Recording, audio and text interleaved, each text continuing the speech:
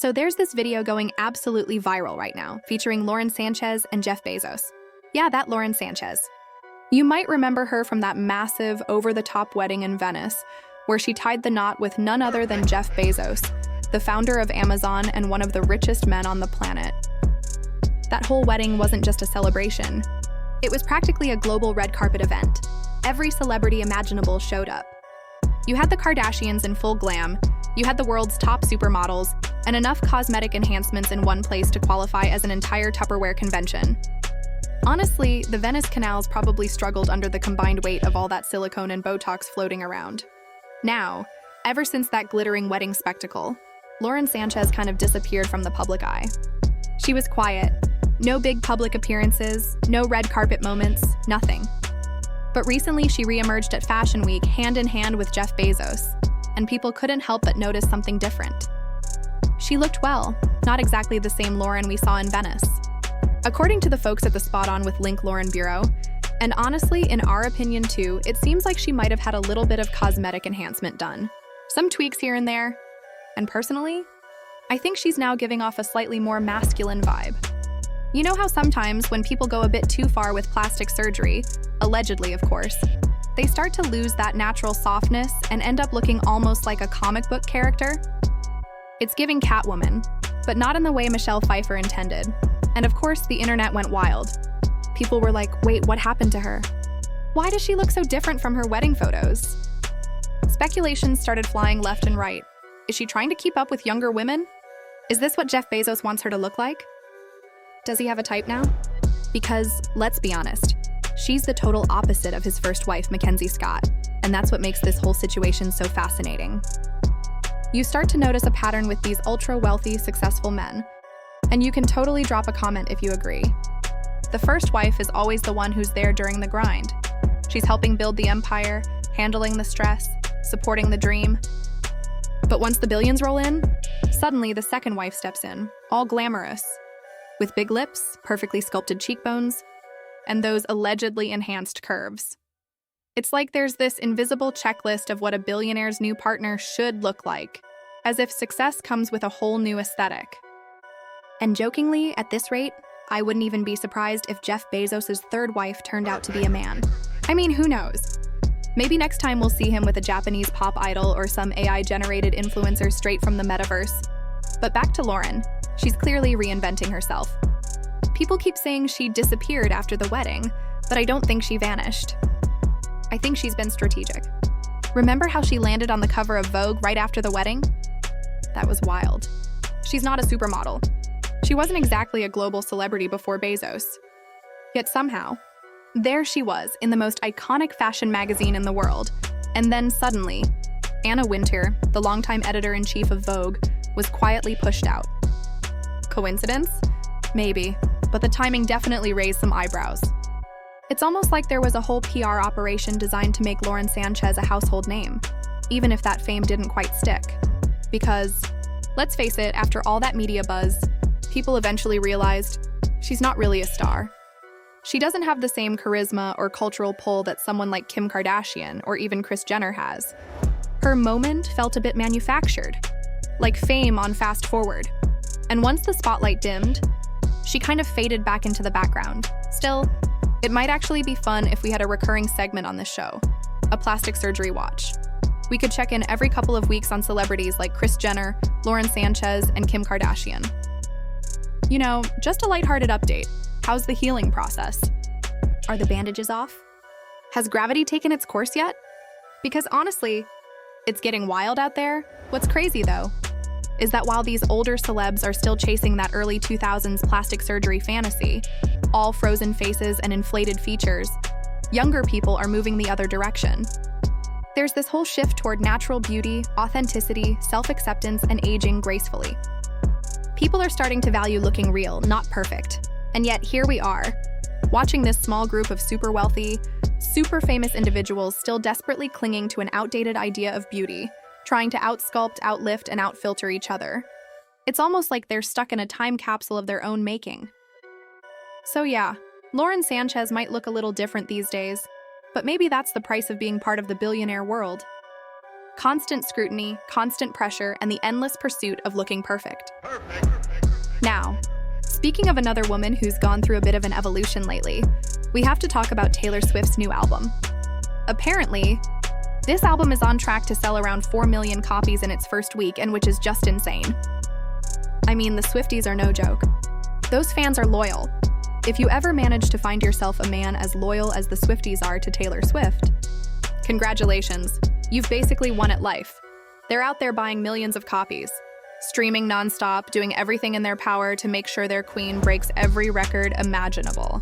And because I'm a martyr for you guys, because I love you, I actually sat down and listened to the entire album. Yes, I sacrificed my peace of mind for you, and let me tell you, these lyrics have people talking. She's getting a ton of backlash because apparently the songs are more sexual, more upbeat, more confident. Basically, they're about her body, her relationships, and yes, even her private parts. People are asking, what happened to Taylor Swift? What happened to the sweet girl who used to write those emotional, heartbroken love songs about breakups and sad rainy nights? Well, I'll tell you exactly what happened to Taylor Swift. She's having good sex with a man who actually has hair on his chest. That's what's happening. She's done with the pale, scrawny, ghostly, anemic vampire types. She's done with the heartbreak phase. She has officially graduated to a man who can actually pick her up and throw her around a little. Enter Travis Kelce. You can have your opinions about him, sure, but this man is clearly doing something right. Because this new Taylor Swift? She's glowing. She's thriving. She's writing happy, sensual music, not crying on her guitar about another breakup with a boy who looks like he hasn't seen the sun in 10 years. And for those of you who've been following me for years, you know what I always say. There's one cure for extreme Trump derangement syndrome or chronic liberalism, and that's to touch grass and get laid. That's it. Go outside. Feel the sunshine. Experience some human contact. Your entire perspective will shift. And that, my friends, is exactly what seems to have happened with Taylor Swift. She touched grass.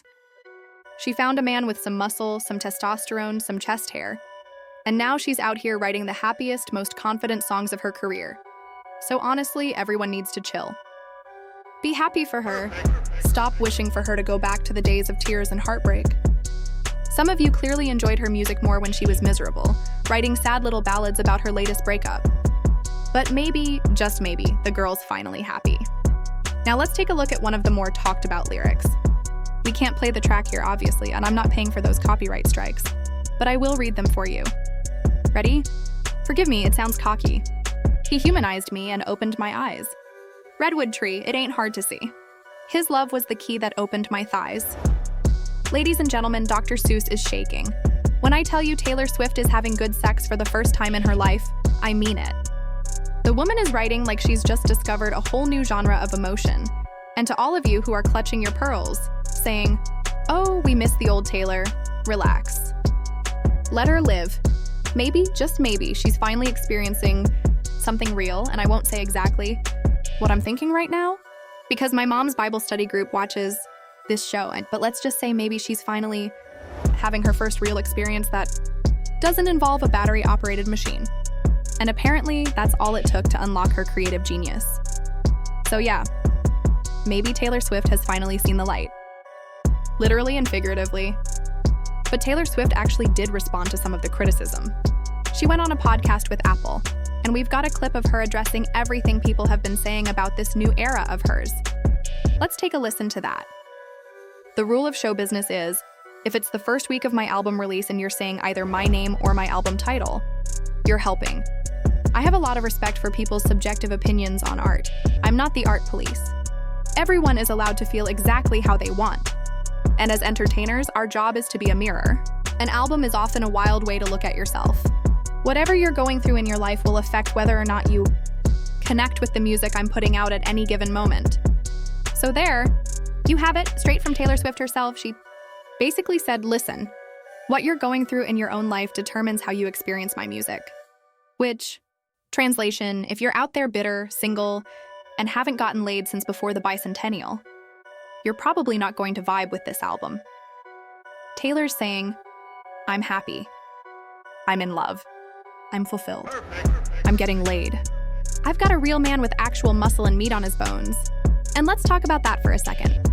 How tall is Travis Kelce again? Like 6'5"? Maybe 6'6"? Come on. This woman went from dating pale, artsy, soft-spoken musicians to a literal football titan. She has never looked happier. And I know, I keep saying this, but go back and look at her exes. They all looked like extras from a Twilight reboot. Every one of them was some variation of a frail, anemic vampire or a Jonas brother. So yeah, I'd be thrilled too if I finally traded in a sparkly boy band member for a 250-pound man who can actually carry me and my emotional baggage at the same time. So, am I Taylor Swift's biggest fan? No. Am I a diehard Swiftie who's memorized every lyric? Also no. But am I happy that she's finally enjoying herself, having fun, and getting, let's just say, thrown around like a touchdown pass?